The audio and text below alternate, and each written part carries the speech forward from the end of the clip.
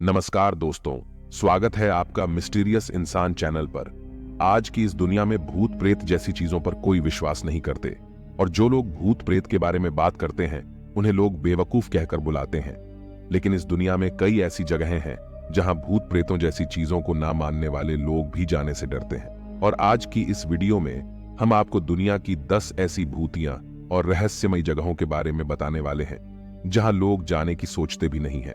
तो चलिए वीडियो शुरू करते हैं। नंबर 10, दी क्वीन मैरी होटल, कैलिफोर्निया। यह समुद्र की सतह पर तैरता एक होटल है। 1930 के दशक से लेकर 1960 के दशक के दौरान यह एक समुद्री जहाज था जो मुख्यतः उत्तरी अटलांटिक के समुद्र में घूमता था। साल 1970 में इस जहाज को होटल बना दिया गया। इस होटल के साथ कई ऐसी अनहोनी घटनाएं जुड़ी हुई हैं और इसे अमेरिका के भुतहा होटलों में गिना जाता है। इस होटल में कई ऐसी जगहें हैं जिसे भूतों का बसेरा माना जाता है। इनमें सबसे मुख्य है प्रथम श्रेणी के स्विमिंग पूल का इलाका। कहा जाता है कि 1930 से 1960 के दौरान इस स्विमिंग पूल में 2 महिलाओं की डूबने से मौत हो गई थी। अब उन दोनों के भूतों को इस इलाके में बार बार देखे जाने का लोग दावा करते हैं। वहीं होटल के क्वींस सैलून में एक सफेद औरत की आकृति को अक्सर देखा गया है। स्टोर रूम के पास 2 बच्चों को देखने और फिर उसके अचानक गायब होने की घटनाएं भी होती रही हैं। टूरिस्ट क्लास स्विमिंग पूल के आसपास एक आकर्षक महिला को घूमते हुए देखे जाने का दावा भी कई लोगों ने किया है। होटल का केबिन नंबर B340 भुतहा घटनाओं के लिए बदनाम हो चुका है। अंततः हारकर होटल प्रबंधन ने इस केबिन को किराए पर देना बंद कर दिया है। Number 9, tower of London, England की राजधानी। लंदन में स्थित 900 वर्ष पुराने टावर ऑफ लंदन का खूनी इतिहास रहा है। यही वजह है कि यह भटकती आत्माओं यानी भूतों का अड्डा बन गया है। आज यह जगह इंग्लैंड के सबसे भुतहा जगहों में शामिल है। टावर ऑफ लंदन का निर्माण राजा विलियम ने वर्ष 1078 में बनवाया था। इसके बाद से यह जगह इंग्लैंड के सत्ता संघर्ष का गवाह बनता रहा। इन सत्ता संघर्ष के दौरान यहाँ कई कत्लेआम हुए और साजिशें भी रची गईं। माना जाता है कि जो लोग इन कत्लेआम और साजिशों के शिकार हुए उन लोगों की आत्माएं आज भी यहाँ भटकती हैं। टावर ऑफ लंदन में भूतों को देखे जाने का एक लंबा सिलसिला रहा है। इन भूतों में से सबसे अधिक चर्चित भूत एनी बोलीन का है, जो सम्राट हेनरी अष्टम की पत्नी थी। वर्ष 1536 में एनी बोलीन का सिर काटकर अलग कर दिया गया था। कहा जाता है कि बिना सिर का उनका भूत आए दिन टावर के कॉरिडोर या फिर जहां उनकी हत्या हुई थी वहां देखा जाता है। वर्ष 1957 में टावर के एक संतरी ने लेडी जेन ग्रे का भूत देखने का भी दावा किया था। यहां पर एक सफेद औरत को बार बार देखे जाने का दावा किया जाता है, जो खिड़कियों पर हाथ में बच्चे को लेकर खड़ी रहती है। यहाँ घटने वाली कई भुतहा घटनाओं में से एक की चर्चा यहाँ अक्सर सुनी जाती है। ये 2 बच्चों से जुड़ा हुआ है। ये दोनों बच्चे रात के समय में किले के कमरे में अचानक उपस्थित होते हैं और थोड़ी ही देर में गायब भी हो जाते हैं। उन दोनों बच्चों के बारे में माना जाता है कि वे राजकुमार थे और उनका कत्ल उनके चाचा ने करवा दिया था, जो ग्लॉसेस्टर के डयूक थे। इसके अलावा टावर में कई कंकालों के देखे जाने का दावा भी किया जाता है। Number 8, Poveglia island. इटली में वेनिस और लीडो के बीच एक सुनसान आइलैंड स्थित है जिसका नाम पोवेग्लिया आइलैंड है। इटली में इस द्वीप का नाम लेने से ही लोग कांपने लगते हैं। इसकी वजह इसका खौफनाक इतिहास है।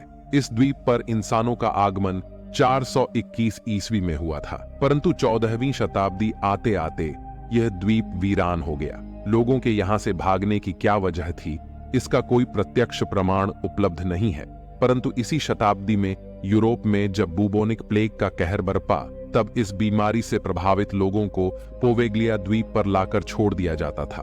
फिर यहाँ प्लेग से प्रभावित लोग मरने लगे। उनकी संक्रमित लाशों को यहीं एक साथ इकट्ठा कर जला दिया गया था।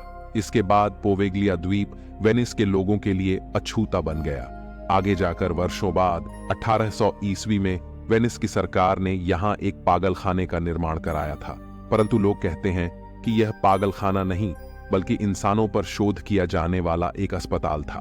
बहरहाल कहा जाता है कि साल 1930 के दौरान एक डॉक्टर ने वहां बने घंटा घर से कूदकर खुदकुशी कर ली थी। बाद में पोवेग्लिया द्वीप को वृद्धाश्रम के रूप में तब्दील कर दिया गया, लेकिन यहां घटने वाली अनहोनी घटनाओं के कारण साल 1975 में इटली सरकार ने इस वृद्धाश्रम को बंद कर दिया और तब से यह द्वीप वीरान पड़ा हुआ है। आज इस द्वीप के आसपास के द्वीपों पर रहने वाले लोग पोवेग्लिया द्वीप पर क्या इसके आसपास भी जाने से कतराते हैं। मछुआरे भी इस द्वीप से दूर रहते हैं। लोगों का मानना है कि इस द्वीप पर यहाँ मरे बीमारों की आत्माएं राज करती हैं। द्वीप पर चीखने चिल्लाने की आवाजें भी आती रहती हैं। दिन के समय भी वहां पर काले साए को आसमान में उड़ते हुए देखे जाने का दावा किया जाता है। रात के समय में जो जहाज द्वीप के आसपास से गुजरता है, उसके नाविकों ने द्वीप पर रोशनी और लोगों के झुंड को भी देखे जाने का दावा किया है। नंबर 7, नियाग्रा फॉल की चीखती गुफा। इस गुफा को साल 1900 में पानी के बहाव को खेतों की तरफ मोड़ने के लिए बनाया गया था। यह गुफा कनाडा के नियाग्रा फॉल के पास टोरंटो एवं न्यूयॉर्क को जोड़ने वाली रेलवे लाइन के नीचे बना है। इस गुफा के आसपास आग जलाने पर मनाही है। इसकी वजह यहां आग से हुआ एक हादसा है जिसके खौफ से लोग आज भी डरते हैं। कहा जाता है कि एक बार इस गुफा के दक्षिण भाग के पास एक फार्म हाउस में अचानक आग लग गई थी। ये आग कैसे लगी ये कोई नहीं जानता, पर फार्म हाउस में रहने वाली एक लड़की इस भयानक आग की चपेट में आ गई। आग में लपट्टों से घिरी वह लड़की मदद के लिए फार्म हाउस से बाहर भागी और पानी की उम्मीद में उस गुफा में कूद गई, लेकिन गुफा उस समय सूखी थी। आग से जलती हुई वह गुफा में ही मर गई। उसकी चीख पुकार सुनकर आसपास रहने वाले कई लोग आए, परंतु मदद के लिए कोई आगे नहीं आया। इस घटना के बाद जिसने भी गुफा के इस भाग पर आग जलाई, उसकी रहस्यमय ढंग से मौत हो जाती थी, जिसके बाद इस गुफा को भूतिया और डरावना माना जाने लगा। इस गुफा के आसपास रहने वाले लोगों का कहना है कि आज भी रात को वहां से गुजरने पर गुफा के अंदर से रोने की आवाजें आती हैं और साथ ही शरीर के जलने की बदबू आती है। लोगों का कहना है कि इस गुफा में उस लड़की की आत्मा भटकती है, इसलिए यहां आग जलाने या रोशनी करने को मना कर दिया गया है। Number 6, doll island, Mexico. Mexico city से लगभग 200 किलोमीटर दूर एक आइलैंड है जिसे डॉल्स आइलैंड के नाम से जाना जाता है। इस आइलैंड पर जहां भी नजर जाएगी वहां सिर्फ भयानक दिखने वाली डॉल्स ही दिखाई देंगी। इस आइलैंड पर पेड़ों पर डॉल ही लटकी दिखाई देती हैं और ये सभी डॉल्स टूटी फूटी हालत में इस आइलैंड पर पड़ी हुई हैं। इसके कारण यह आइलैंड बहुत भयानक और डरावना लगता है और यहाँ कोई अकेले जाने का सोच भी नहीं सकता। इस द्वीप पर इतनी सारी डॉल होने के पीछे एक कहानी है। कहा जाता है कि वर्षों पहले डॉन जूलियन संटाना बरेरा अपनी पत्नी के साथ इस सुनसान द्वीप पर रहने के लिए आए थे। तभी अचानक एक दिन उन्हें नाले में एक बच्ची की लाश मिली। उन्होंने उस लाश को नाले से निकालकर दूसरी जगह दफना दिया। इसके बाद वे अजीब अजीब सी हरकतें करने लगे। उन्हें ऐसा लगने लगा कि उस बच्ची की आत्मा उन पर हावी हो गई है। तब वे उस आत्मा से मुक्ति पाने के लिए द्वीप के पेड़ों पर जगह जगह गुड़ियों को लटकाने लगे और आज यहाँ पर हजारों की संख्या में डॉल्स लटकी हुई हैं। Number 5, suicide forest, Aokigahara. इस दुनिया में एक जगह ऐसी भी है जहां जाने के बाद लोगों का आत्महत्या करने का मन होने लगता है, या फिर यूं कहें कि वह जगह लोगों को आत्महत्या करने के लिए प्रेरित करती है। और वो जगह है जापान का ओकिगारा जंगल, जो माउंट फुजी की तलहटी में बसा हुआ है और दुनिया में सुसाइड फॉरेस्ट के नाम से फेमस है, क्योंकि इस जंगल में हर साल सैकड़ों लोग आत्महत्या कर लेते हैं। लेकिन आज तक यह पता नहीं लगाया जा सका है कि यहाँ आने के बाद लोग आत्महत्या क्यों करते हैं, परंतु यहाँ मरने वाले लोगों की संख्या इतनी अधिक हो जाती है कि स्थानीय पुलिस को प्रतिवर्ष इन लाशों को वहां से हटाना पड़ता है। प्रशासन ने लोगों को आत्महत्या करने से रोकने के लिए इस जंगल में जगह जगह चेतावनी के बोर्ड लगाए हैं, जिसमें यहाँ आने वाले लोगों से आत्महत्या न करने की अपील की गई है। लोगों का मानना है कि इस जंगल में जिन लोगों ने आत्महत्या की है उनकी आत्माएं यहाँ भटक रही हैं और वही आत्माएं यहाँ आने वालों को खुदकुशी करने के लिए प्रेरित करती हैं। यहाँ आने के बाद आत्महत्या करने का रहस्य कोई नहीं जानता, लेकिन लोग कहते हैं कि एक बार इस इलाके में भीषण अकाल पड़ा था। लोग खाने की तलाश में इस जंगल में आ गए और भूख प्यास के कारण उन सभी की मौत हो गई। भूख प्यास से मारे गए लोगों की आत्माएं यहाँ भटक रही हैं और ये आत्माएं ही यहाँ आने वाले लोगों को आत्महत्या करने के लिए प्रेरित करती हैं। Number 4, good hope castle, Cape Town. दक्षिण अफ्रीका के केप टाउन में स्थित गुड होप के किले का निर्माण 17वीं शताब्दी में डच ईस्ट इंडिया कंपनी ने करवाया था। इसे दक्षिण अफ्रीका का सबसे पुराना औपनिवेशिक काल का भवन माना जाता है। डचों ने इस किले का निर्माण समुद्री रास्ते से गुजरने वाले जहाजों को रसद और अन्य सामानों की आपूर्ति के लिए एक ठिकाने के तौर पर बनाया था। इस किले में सबसे पहले साल 1915 में एक भूत देखे जाने का दावा किया गया। कहा जाता है कि कई लोगों ने एक लंबे कद के आदमी को किले के प्राचीर पर घूमते हुए देखा था। उसे देखे जाने का क्रम कई हफ्तों तक चलता रहा। लोगों को कभी वह किले की दीवारों पर चलते हुए दिखाई देता था, तो कभी किले के एक बुर्ज से दूसरे बुर्ज पर छलांग लगाते हुए दिखाई देता था। फिर वह कुछ दिनों तक दिखाई दिया, लेकिन उसके बाद साल 1947 तक वह किसी को भी दिखाई नहीं दिया। फिर 1947 के बाद उसे फिर से देखे जाने का दावा किया जाने लगा। इस किले के भुतहा होने के पीछे लोग कहते हैं कि 17वीं शताब्दी में इस किले के एक गवर्नर पीटर गिस्बर्ट की 23 अप्रैल 1728 को मौत हो गई थी। उनकी मृत्यु के ही दिन उन्होंने 7 सैनिकों को सेना में विद्रोह करने के जुर्म में मृत्यु दंड की सजा दी थी। कहते हैं कि उन्हीं सैनिकों में से किसी एक सैनिक ने पीटर गिस्बर्ट को गुस्से में श्राप दे दिया। ठीक उसी दिन पीटर गिस्बर्ट की अपने ऑफिस में ही मौत हो गई। पीटर गिस्बर्ट की आंखों को देखकर ऐसा लग रहा था कि मरने से पहले उन्होंने कोई खौफनाक दृश्य देखा हो।